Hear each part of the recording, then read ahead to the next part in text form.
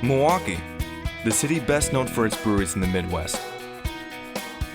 The unknown city with hidden gems between history. Take a seat and listen closely as we uncover the beauty of Milwaukee's brewery, past and present. This is Brew City Highlights.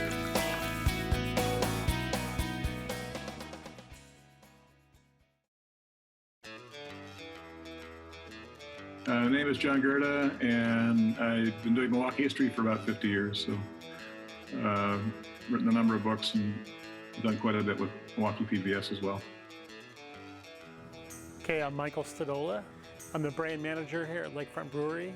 I'm in charge of everything promotional, advertising, design, social, and a few other things. My name's Russ, last name Klisch, and I'm the president of Lakefront Brewery here. Milwaukee was a majority German city as early as 1860. We were the most German city in the country. So you have this huge taste for beer and a huge skill set for people who knew how to make it.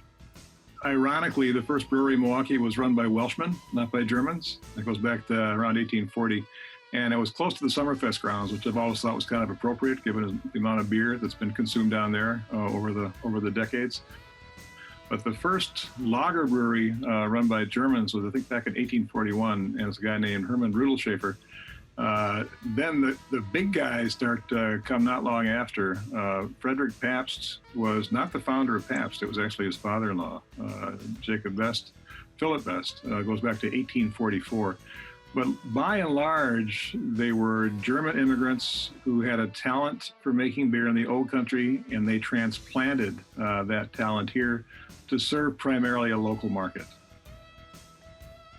I started the brewery back in 1987 with my brother Jim, and we just loved beer, I guess was the inspiration. We're in the city of beer here in Milwaukee. And back then, there really wasn't that many small breweries. There was a threat of a lot of the big breweries going out of business. And a bunch of them did. Pabst and Schlitz actually did go close. And Miller was threatening to leave town at that time, even though they did stay and become a good corporate citizen. That was a possibility back then, and it was something that you could have a team or a city that had its team named after the brewing industry here in town and not have any breweries. So we thought it'd be a good opportunity to get in. We were young, it was something we enjoyed, and so we decided to homebrew and start the brewery.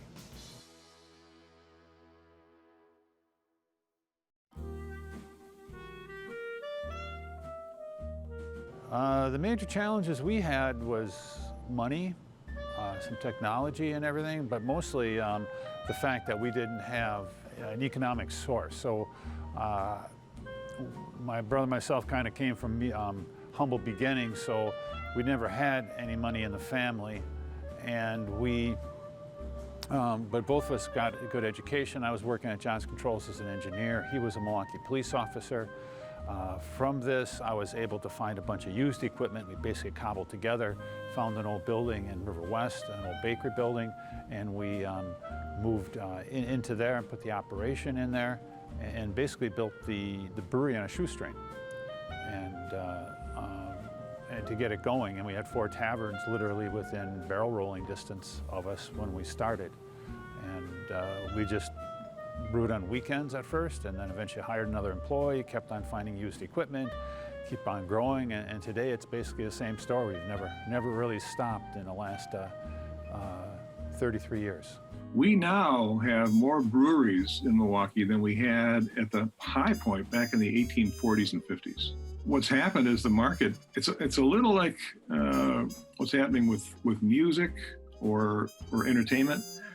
It sort of exploded to have this incredible variety of choices.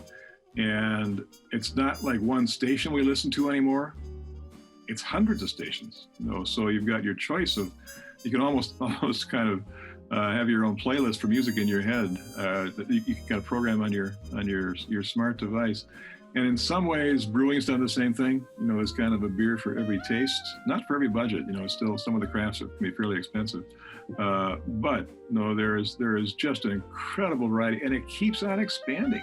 You know, so you have, you know, the almost the flavor of the month, you know, with a lot of the brewers, and it's the beer today, you know, compared to what it was 30 years ago. No, is just a remarkable kind of improvement in quality. We brew about, on average, about 30 or so different beers. We brew and sell around 45 to 50,000 barrels. A lot of those are always available, like River Westine, IPA, Hazy Rabbit, Eastside Dark, Fuel Cafe. So we brew a lot of those all the time. And then we do a lot of special beers that are in different bottles that we sell in limited supply, 500 or to 1,000 bottles, you know, at a shot, as well as things like Black Friday, which we sell during Black Friday, which is a limited barrel-aged beer. We do lots of barrel-aged beers that we sell throughout the year. Basically, beer is made with 4 different ingredients. There's malt, which is, you know, grain like barley. There's water, there's hops, and there's yeast. This big silo here is filled with grains of malt, malted barley, which is all, you know, just dried grains that then get pulled out of that and then sent up this tube. Do you see that grain right there going up? Yep. That's actually going all the way up to the top there and then getting poured down into this big tank filled with hot water. We cook that, we slowly cook that grain in that water, and it releases all the sugars out of that grain. And so that water becomes, instead of just water and grain, it becomes like this sticky, sugary water. And that sugar is what is eaten by the yeast and what makes alcohol.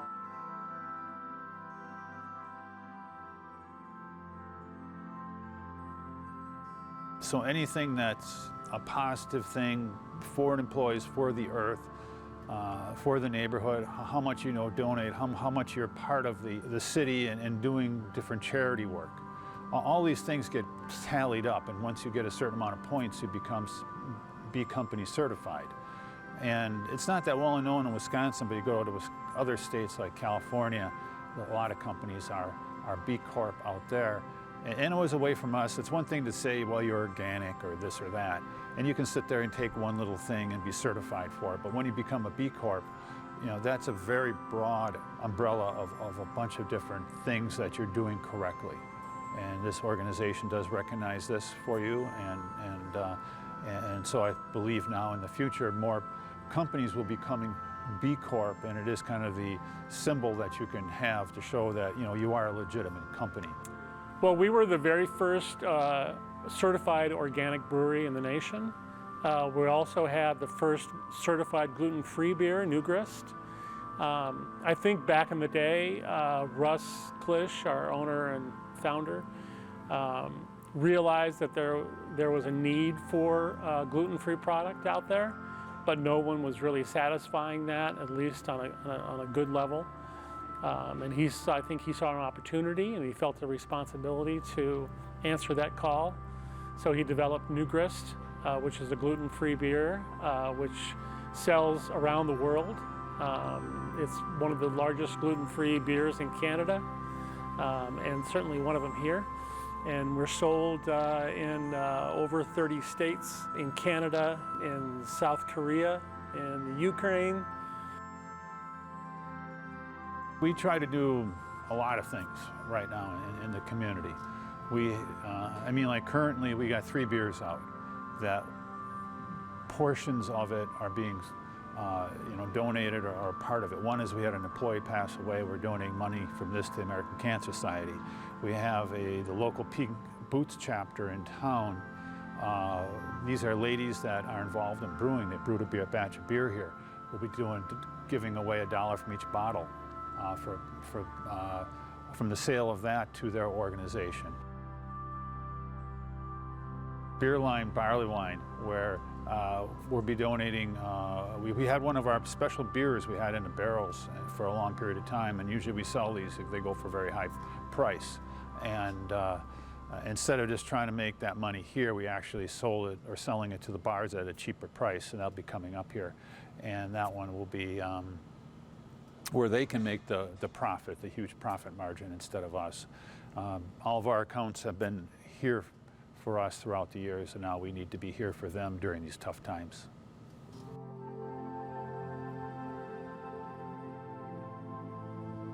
We were one of the first breweries to close down to the public a year ago in March. We're highly sensitive to public safety and the safety of our fellow employees as well. We never stopped brewing the beer. We always had brewed the beer, but we just put in a lot of protocols to keep everyone safe. We've had a very, very good success at keeping our employees safe. Very few instances of COVID-19 in and around Lakefront, but we do have half of the tables here in the beer hall that we usually have. We also have plastic dividers on every table to divide groups and keep everyone safe. We're also encouraging people to only stay here an hour, so that helps a lot in the lack of transmission as well. Well, the major shift we had to do, obviously, we had to shut down in the beginning, and then we had to basically retool our place to make it safe. We took almost half the seats out. Basically, there's no seats down the middle. There's a little walkway. We've taken out rows of tables here. We got plexiglass in between. We have sanitizer all over. We have, the shields up. And we do not let anybody stand here. We only have reservations. Those are, very positive things that have occurred along the way, and those are things that will be sticking with us as we go along. But just trying to get all the rules down here and making sure that everybody's going to be safe is very, very happy. We've not had any transmissions of COVID from employee to employee, from customer to employee, or from a customer group to a customer group here since we've reopened. So we've been strict with our rules, and it seems to have worked. That all goes in there and gets cooked. We remove the grain, and then it gets moved over to our kettle, which is a big copper pot that basically is boils it, and that's where we add the hops. And then all that goes into one of our fermenters, which is this big field of all these huge tanks. That's where we pitch the yeast, and then the yeast does its work, which means that when the yeast eats sugar, it does two things. It spits out alcohol or ethanol, and it spits out CO2, the gas. And so, we let the CO2 kind of evacuate, or it'll the tank would blow up if it was under that much pressure. And then the alcohol is the basis of the beer. And that ferments either over a period of a couple weeks or 4 weeks, depending on whether it's an ale or a lager. For the most part, some beers take longer, some beers take shorter, depending on what's in it, like some fruits or other ingredients that we may not add. Okay. So these are huge. They're called liquor tanks, but basically it's water. It's cold water and hot water that we use for brewing. And this is basically the board where he works, and he can bring the grain up, he could, bring water into it, he can transfer that over to the kettle. It's all done by this control board and his big, big brain.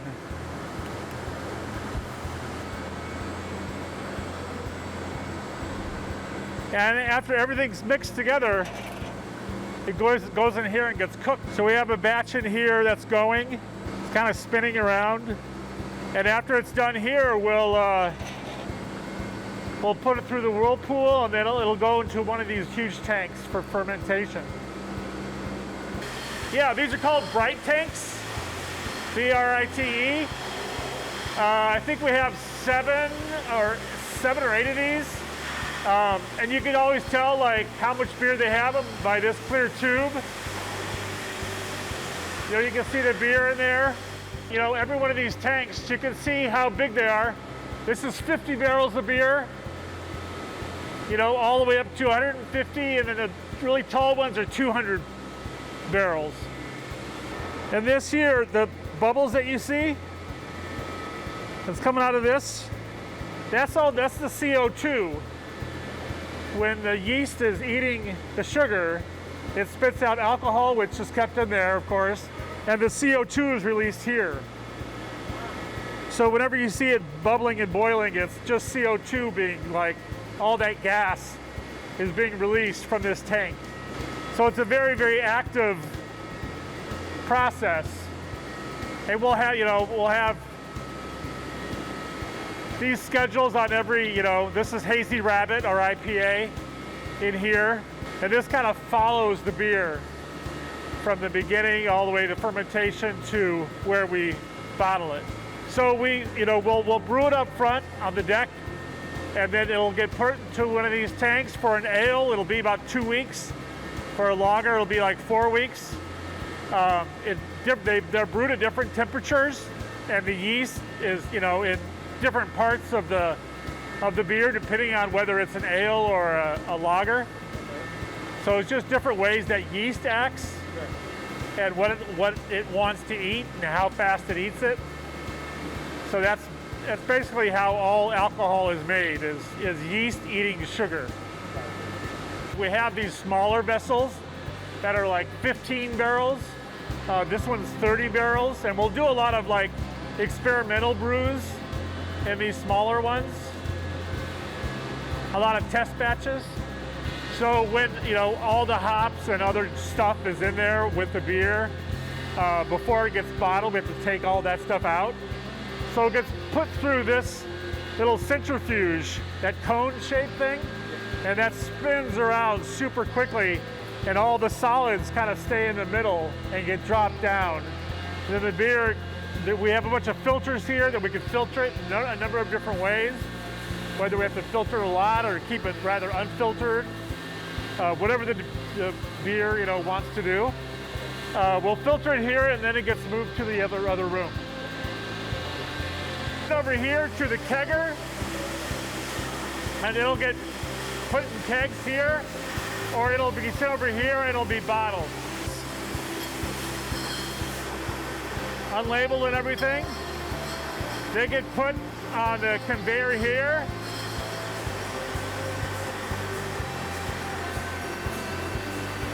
This machine lifts all the bottles out of the boxes and they get put on the line. I was a traveling engineer, which was nice. I never really traveled when I was a kid. We didn't have much money. And so I got to see the United States. And because of that, I saw a lot of craft breweries. I would visit as we went around. We had 12 plants in the United States. So I'd go and visit a lot of them and got ideas on how they built theirs.